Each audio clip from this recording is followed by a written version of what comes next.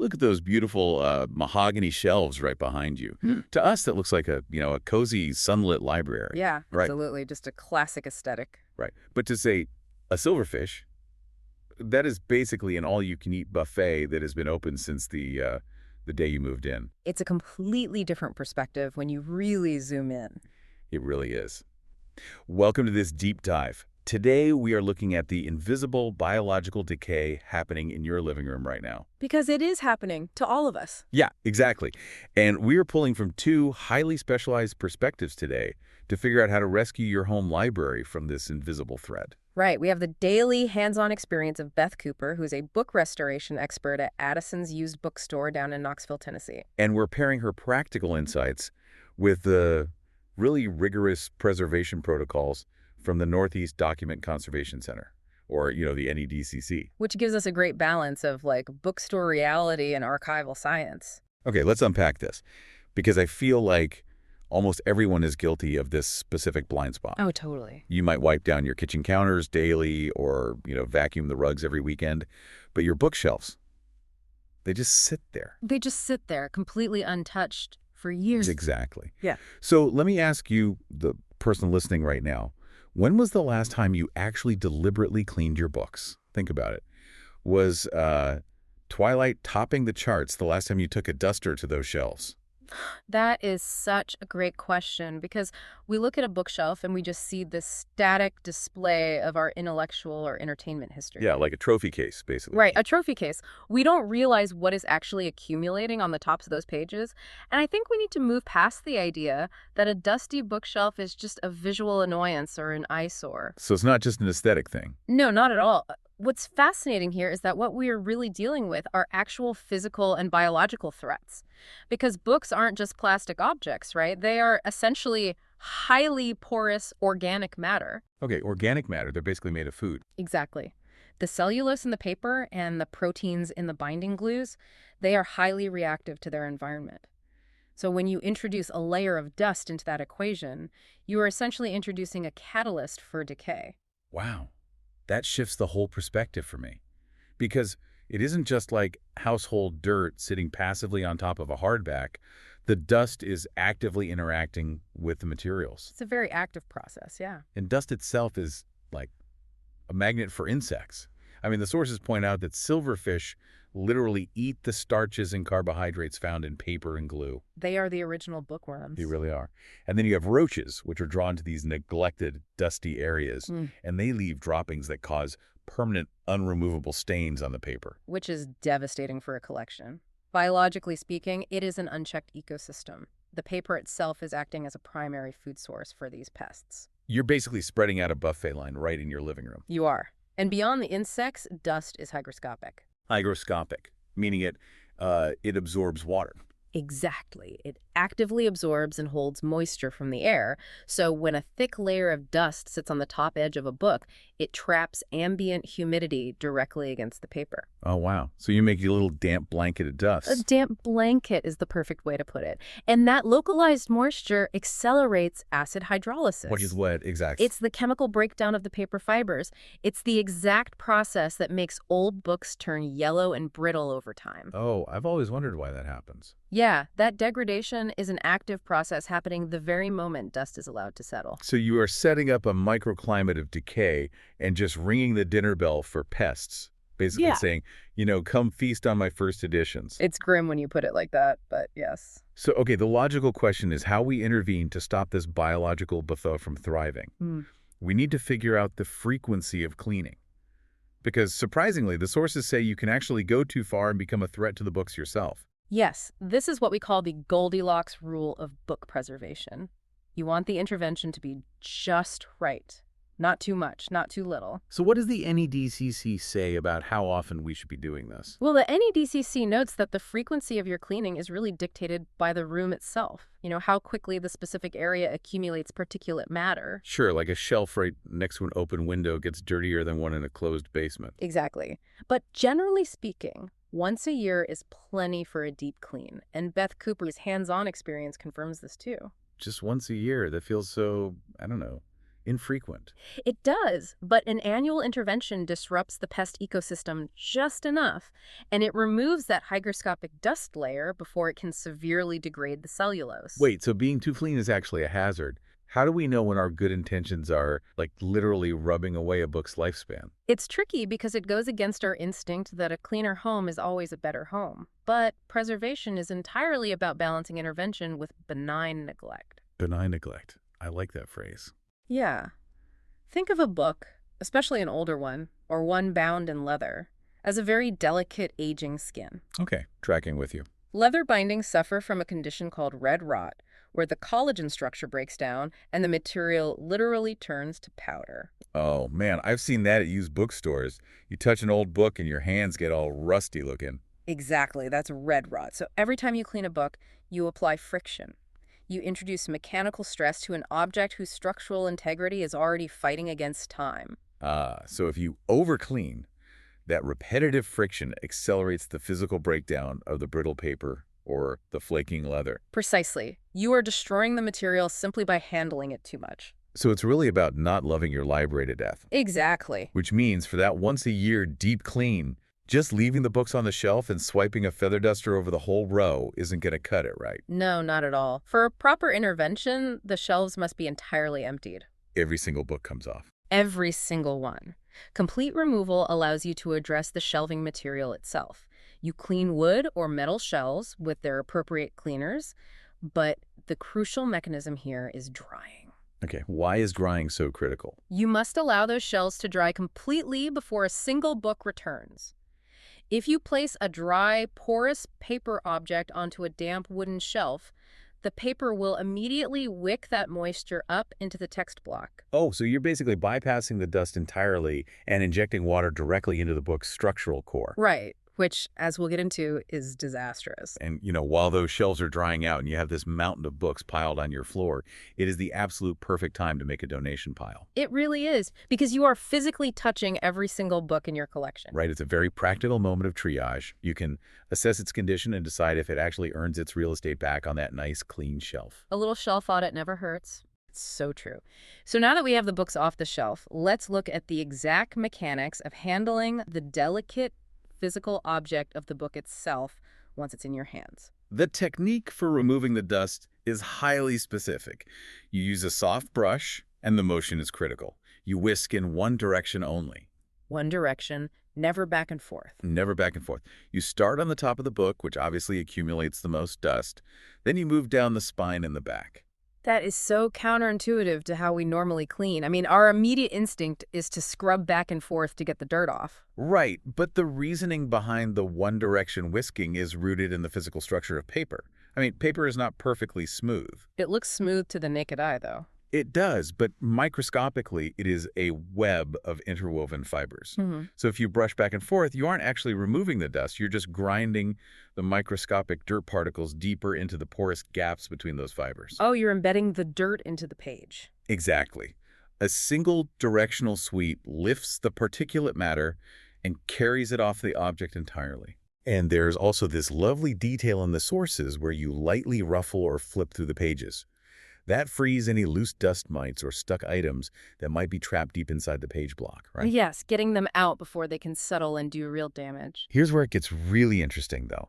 We get a fascinating divergence in the best tools for the job. We do, and it really raises an important question about institutional guidelines versus hands-on experience. The NEDCC recommends using HEPA vacuums with soft brush attachments or magnetic cloths. But Bet Kuper, our bookseller, who handles thousands of used texts daily, prefers skipping the vacuum entirely. She does. She warns that it is far too easy to accidentally scratch or dent the cover. Right, so let's break that down. A HEPA filter that's high-efficiency particulate air. It works by forcing air through a fine mesh that traps microscopic dust mites and mold spores. Which is great because a standard vacuum just blasts those invisible spores right back out the exhaust and into the room. So from an archival perspective, capturing the dust completely makes perfect sense. But Bet Kuper is highlighting the tactical reality of the suction itself in a normal home. I mean, using a vacuum nozzle on a closed paperback is kind of like trying to vacuum a deck of cards. That is a brilliant analogy. Thanks. The suction doesn't just pull the dust. It aggressively pulls at the tight structural gaps between the pages. It risks warping the spine or tearing the delicate edges. You're bringing heavy machinery to a microscopic operation. Exactly. It's like using an industrial leaf blower on a delicate indoor houseplant. Sure, it'll get the dust off the leaves, but the collateral damage just isn't worth it. Yes, the leaf blower analogy is spot on. The mechanical force of a vacuum simply leaves too high a margin for error in a home setting. A slight slip of the plastic nozzle and you permanently dent a hardcover. And even the NEDCC does acknowledge the limits of certain modern tools. Like the magnetic cloths. Right. They explicitly warn against using magnetic cloths on books with deckled edges. Those are those rough, untrimmed, feathery edges on the page. Oh, I love the look of deckled edges. They're beautiful, but the uneven paper fibers will snag the cloth, and the friction will just push the dirt deeper into the texture of the page. Okay, so a soft brush handles the loose spores and dust mites perfectly. Yeah. But what happens when that organic matter has already bonded with the paper fibers? You mean embedded grime? Yeah, bedded grime or heavy scuff marks that a brush just glides right over. You obviously can't use a damp cloth, which brings us to the ironclad dry clean only rule. This is a huge point. Moisture is the ultimate enemy of the book's structural integrity. You can never use moisture on paperbacks, hardcovers, or leather bindings. So that means banning substances like Windex entirely. Completely banned. It also means keeping leather shoe cleaner away from leather books. Which sounds so tempting. If it makes leather shoes look great, why not a leather book? Because shoe polish is engineered to protect footwear from entirely different environmental stressors. The chemical composition will severely damage a fragile book binding over time. So keep the shoe polish in the closet, folks. But if liquid is banned, Bet Kupper offers a solution that is incredibly visually striking. Yes, this is my favorite tip from her. You go to an art supply store, buy a white art eraser, and you grate it finely. She actually compares it to creating a zest. Like a lemon zest. Yeah. You sprinkle this eraser zest over the stain, rub it gently in tiny circles, and then dust the residue away. It's so clever. And if we connect this to the bigger picture, the science of why this works and why water fails comes down to hydrogen bonds. Okay, break that down for me. The cellulose fibers in paper are locked together by hydrogen bonds. Water interrupts those bonds, causing the fibers to swell. Oh, so that's why when paper dries, the fibers don't settle back into their original uniform structure. Exactly. That's why water-damaged pages look all warped and crinkly forever. Water also breaks down the protein glues holding the spine together. Which means dry abrasion is the only safe path. Yes. The graded eraser provides a soft, pliable mechanical sponge. It physically lifts the dirt away without introducing a liquid catalyst that would sever the chemical bonds of the book. I just love the visual of this. You are standing in your library, treating a scuffed copy of a novel like a chef grating fresh Parmesan over a bowl of pasta. It really is like that. You're gently sprinkling this eraser zest to lift a stain. It requires such intense patience and presence with the physical object. And once you have executed this meticulous process, cleared the shelves, swept the dust in a single direction, and zested an eraser over the stubborn scuffs, you have effectively reset the clock on the library's physical decay. But the intervention is only half the battle, right? It is. The other half is prevention. So now that the books are pristine, the final challenge is environmental design. How do we structure our living spaces so that the books passively protect themselves the other 364 days of the year? We have to build the ecosystem of a healthy library, and that starts with the physical layout on the shelf. Books require breathing room. Which is critical for leather bindings, right? Absolutely. They need air circulation to prevent microclimates of stagnant, humid air from forming around them. You should never pack your shelves so tightly that the books are wedged in against each other. Man, we all want to maximize our shelf space, so we show that last paperback in horizontally. But you need to be able to pull a book out easily without tugging the top of the spine. This is a massive issue. If you are hooking your index finger over the top of the spine and pulling backwards to pry a wedged book out, you are slowly ripping the headband and the binding apart. Because that specific piece of the spine just isn't designed to support the entire weight of the text block. Right. The mechanical stress of improper removal is devastating over a few decades. So we have the spacing. What's the next environmental factor? Sunlight. Ultraviolet rays actively break down the chemical bonds in paper and ink. Direct sun fades paperback covers rapidly, and it dries out the oils in leather bindings, causing them to crack. And it ruins the aesthetic of sprayed edges.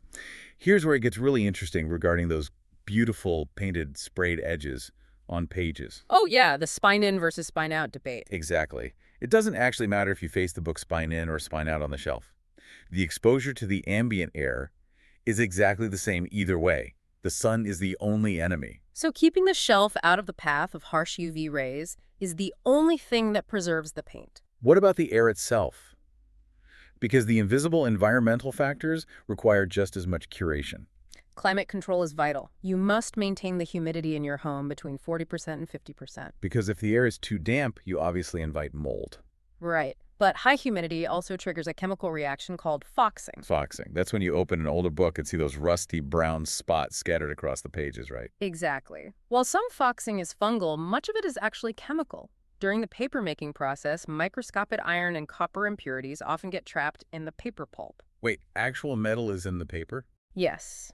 And when the ambient humidity rises, it provides the moisture necessary for those metal impurities to oxidize. The paper is quite literally rusting from the inside out. That is wild. The paper is rusting. It is. Beth Cooper notes that in Knoxville, she runs a dehumidifier all summer long in her store just to suppress this specific chemical reaction. The broader air quality matters immensely, too. The NEDCC recommends changing your HVAC filters regularly and keeping your windows closed. It really drives home how interconnected the house is. Seriously. The air filter in your basement is directly dictating the microscopic particulate matter landing on the book on your second-floor shelf. It is a completely holistic system. Even floor maintenance plays a direct role.